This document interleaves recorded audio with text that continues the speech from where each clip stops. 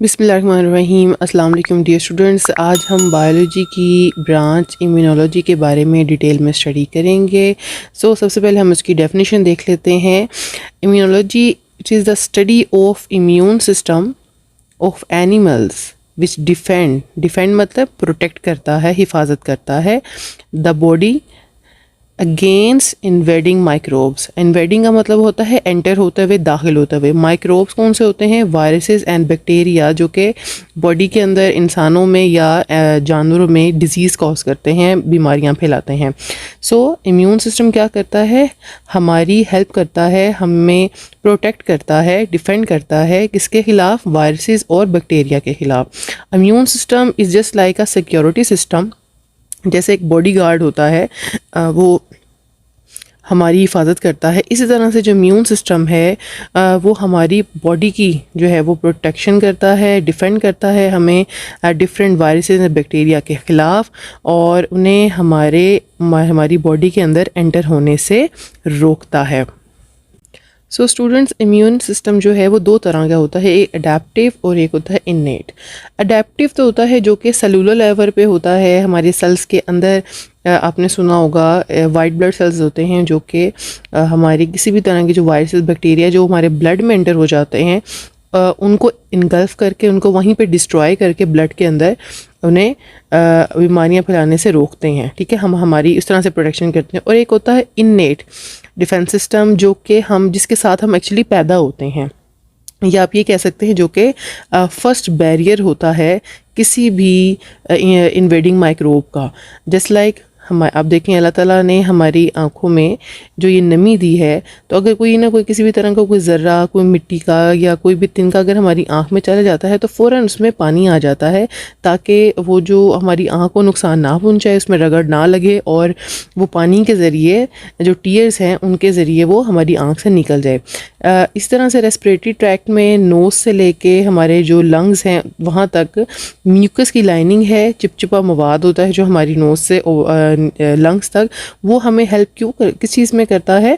किसी भी तरह के जो बाहर के मिट्टी के ज़रात या जो ऐसे मटेरियल हैं जो कि हमें हार्म करते हैं, हमारे लिए नुकसानदायक हमारी बॉडी के लिए, उनको हमारी बॉडी के में एंटर होने से रोकता है। और वो जो भी ज़रात होते हैं वो हमारी नोज़ में जो म्यूकस होता है उसके अंदर फंस जाते हैं।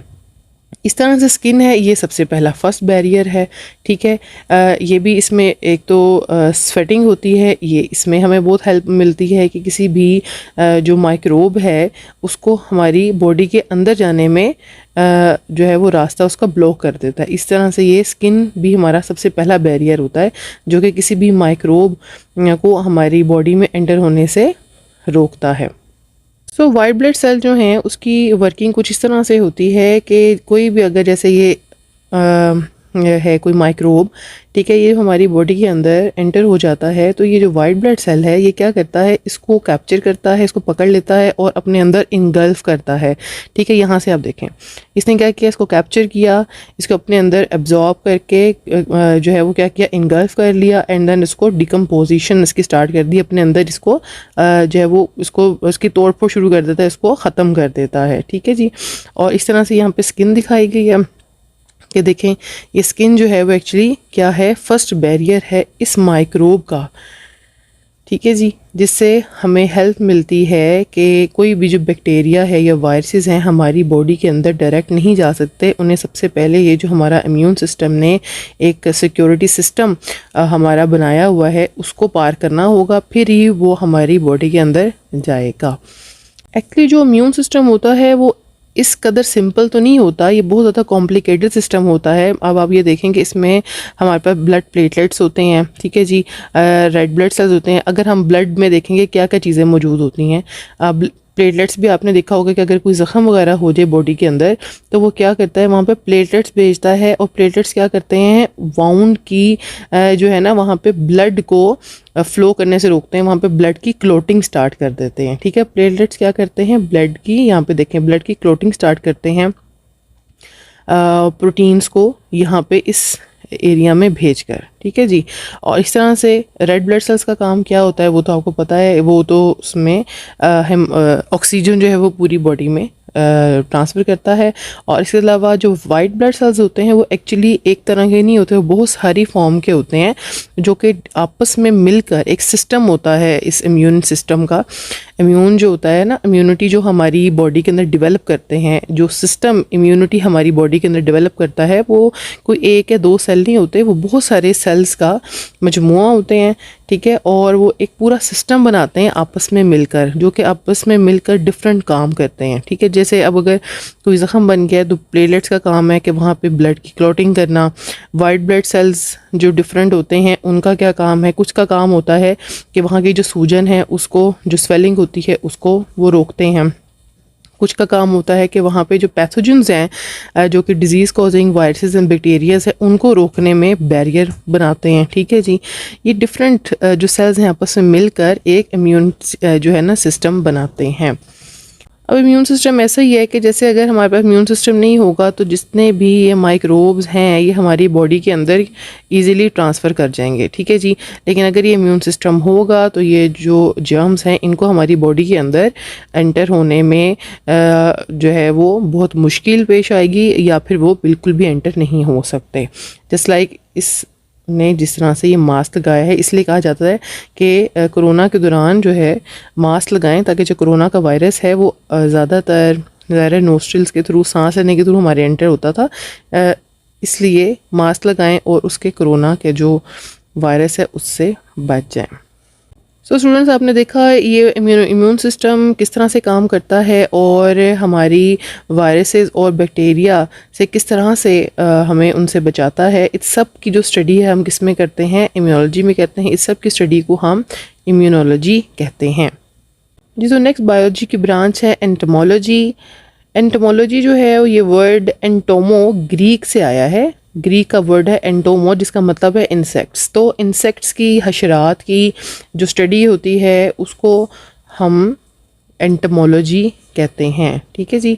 और इसमें हम क्या स्टडी करते हैं, मोड ऑफ लाइफ, वो किस तरह की ओवरऑल कहाँ पे अपनी पूरी लाइफ गुजारते हैं, उनकी रिप्रोडक्शन कैसे होती है, वो न्यूट्रिशन किस फॉर्म में और कहाँ कहाँ से लेते हैं, लाइफ साइकिल उनकी क्या है, इस सब की स्टडी क्या कहलाती है, एंटोमोलॉजी। अब ये एक बटरफ्लाई की लाइफ साइकिल दिखाई गई है, ठीक है जी। किस तरह से एग्स हैं, एग से वो लार्वा में कन्वर्ट होगा, लार्वा से वो प्यूपा में कन्वर्ट होगा, कितने अरसे में कितना टाइम पीरियड है उसको लगेगा प्यूपा में कन्वर्ट होने में, और कौन सा उसको इर्द गिर्द का अपना इन्वायरमेंट चाहिए, और फिर प्यूपा से वो किस तरह से बटरफ्लाई में जो है वो कन्वर्ट हो जाता है, एंड बटरफ्लाई से फर्दर दोबारा उसमें एग्स रिलीज़ करती है बटरफ्लाई, और वो दोबारा से न्यू उसकी लाइफ साइकिल स्टार्ट हो जाती है। इस सब की स्टडी हम एंटोमोलॉजी में करते हैं जी। तो बायोलॉजी की नेक्स्ट ब्रांच है फार्माकोलॉजी। इसके वर्ड ही से आपको समझ आ गई होगी कि हम किस बारे में इसमें स्टडी करते हैं। इसमें हम मेडिसिन्स के बारे में स्टडी करते हैं और उनका जो इफ़ेक्ट होता है हमारी ह्यूमन बॉडी में वो क्या होता है और किस तरह से होता है, इस सब की जो स्टडी है वो हम फार्माकोलॉजी में करते हैं। तो इसकी हम डेफिनेशन पढ़ते हैं, वो ये है, it is the study of drugs and their effects on the systems of human body. Drugs actually कहते ही मेडिसिन को हैं, साइंटिफिकली हम नॉर्मली उनको ड्रग्स का नाम देते हैं, उनकी स्टडी को, और उनका जो इफ़ेक्ट होता है ह्यूमन बॉडी पे, उसके मतलब कि हमारे ह्यूमन बॉडी पे इंटेस्टाइन पे, किडनीज़ पे, ब्लड में, लिवर वगैरह पे, इन सब टैबलेट्स का ये जो हम मेडिसिन खा लेते हैं उनका क्या असर होता है, उस सब को हम फार्माकोलॉजी में स्टडी करते हैं। सो लास्ट में एक क्वेश्चन है, वो ये है कि जी what are the major biological issues. Biological major जो इश्यूज़ हैं वो कौन से हैं। ह्यूमन पॉपुलेशन ग्रोथ है, ठीक है, जिसके लिए मेन जो इशू है वो यही है पॉपुलेशन ग्रोथ, जिसकी वजह से बाकी सारे इश्यूज़ जन्म लेते हैं। इन्फेक्शियस डिजीज़, ऐसी डिजीज़ जो इन्फेक्शियस कॉज कर देती हैं।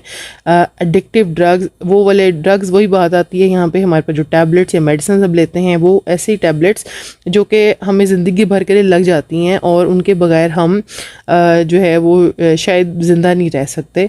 ये और pollution are the major biological issue. और ओबियसली पोल्यूशन कौन कौन सी हैं हमारे पास, इन्वायरमेंटल पोल्यूशन हैं, इसके अलावा और कौन सी है, वाटर पोल्यूशन है, एयर पोल्यूशन है, ये और बहुत सारी डिफरेंट पोल्यूशंस जो है वो नॉइज़ पोल्यूशन है, ये कुछ मेजर बायोलॉजिकल इश्यूज़ हैं जिनको साइंटिस्ट डेली बेसिस पे सॉल्व करने की कोशिश कर रहे हैं।